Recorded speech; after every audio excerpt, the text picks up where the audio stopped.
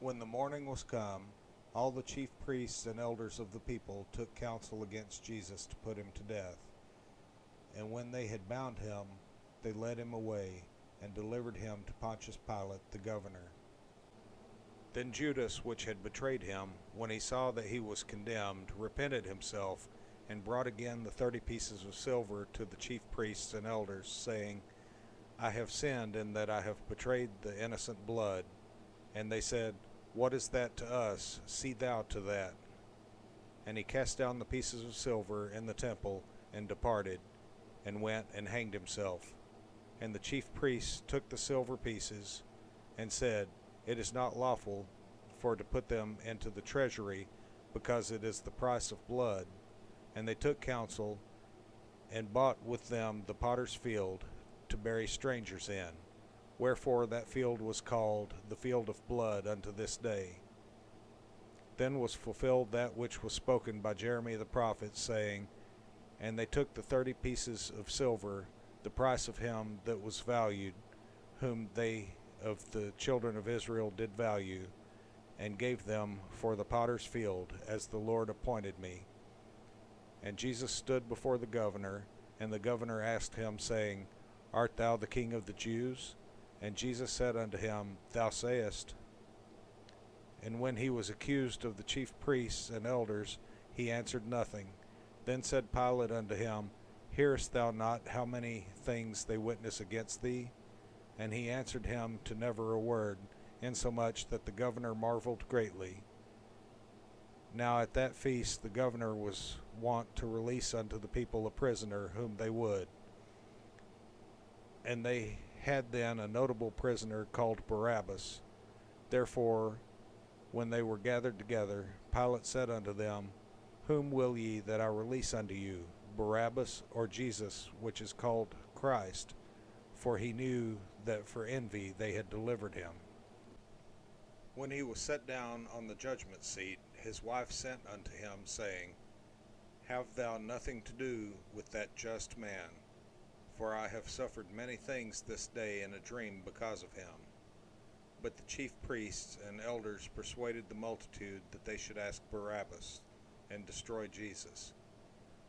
The governor answered and said unto them, Whether of the twain will ye that I release unto you? They said, Barabbas. Pilate saith unto them, What shall I do then with Jesus, which is called Christ? They all say unto him, Let him be crucified. And the governor said, Why, what evil hath he done? But they cried out the more, saying, Let him be crucified.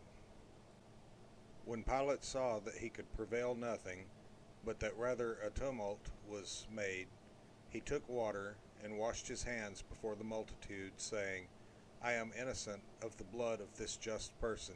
See ye to it. Then answered all the people, and said, His blood be on us, and on our children. Then released he Barabbas unto them, and when he had scourged Jesus, he delivered him to be crucified. Then the soldiers of the governor took Jesus into the common hall, and gathered unto him the whole band of soldiers. And they stripped him, and put on him a scarlet robe. And when they had platted a crown of thorns, they put it upon his head, and a reed in his right hand. And they bowed the knee before him, and mocked him, saying, Hail, King of the Jews! And they spit upon him, and took the reed, and smote him on the head. And after that they had mocked him, they took the robe off from him, and put his own raiment on him, and led him away to crucify him. And as they came out, they found a man of Cyrene, Simon by name. Him they compelled to bear his cross. And when they were come unto a place called Golgotha, that is to say, a place of a skull, they gave him vinegar to drink mingled with gall. And when he had tasted thereof, he would not drink. And they crucified him, and parted his garments, casting lots, that it might be fulfilled which was spoken by the prophet, They parted my garments among them, and upon my vesture did they cast lots. And sitting down, they watched him there, and set up over his head his accusation written, "This is Jesus, the King of the Jews." Then were there two thieves crucified with him, one on the right hand, and another on the left. And they that passed by reviled him, wagging their heads, and saying, "Thou that destroyest the temple, and buildest it in 3 days, save thyself. If thou be the Son of God, come down from the cross." Likewise also the chief priests, mocking him, with the scribes and elders, said, "He saved others, himself he cannot save. If he be the King of Israel, let him now come down from the cross, and we will believe him. He trusted in God, let him deliver him now, if he will have him. For he said, I am the Son of God." The thieves also, which were crucified with him, cast the same in his teeth. Now from the 6th hour there was darkness over all the land unto the 9th hour. And about the 9th hour Jesus cried with a loud voice, saying, "Eli, Eli, lama sabachthani?" That is to say, my God, why hast thou forsaken me?" Some of them that stood there, when they heard that, said, "This man calleth for Elias." And straightway one of them ran, and took a sponge, and filled it with vinegar, and put it on a reed, and gave him to drink. The rest said, "Let be, let us see whether Elias will come to save him." Jesus, when he had cried again with a loud voice, yielded up the ghost. And behold, the veil of the temple was rent in twain from the top to the bottom, and the earth did quake, and the rocks rent, and the graves were opened, and many bodies of the saints which slept arose, and came out of the graves after his resurrection, and went into the holy city, and appeared unto many.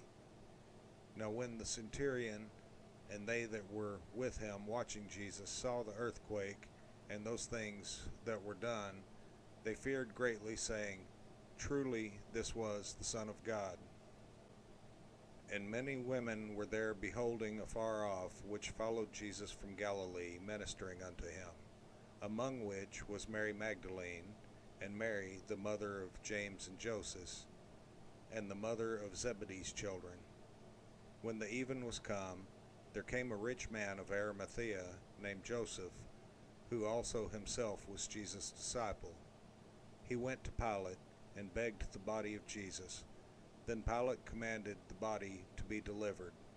And when Joseph had taken the body, he wrapped it in a clean linen cloth, and laid it in his own new tomb, which he had hewn out in the rock.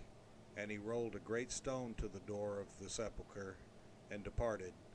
And there was Mary Magdalene, and the other Mary, sitting over against the sepulchre.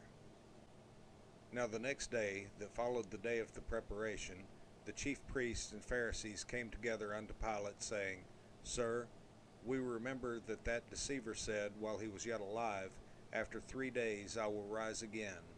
Command therefore that the sepulchre be made sure until the 3rd day, lest his disciples come by night and steal him away, and say unto the people, He is risen from the dead, so the last error shall be worse than the first."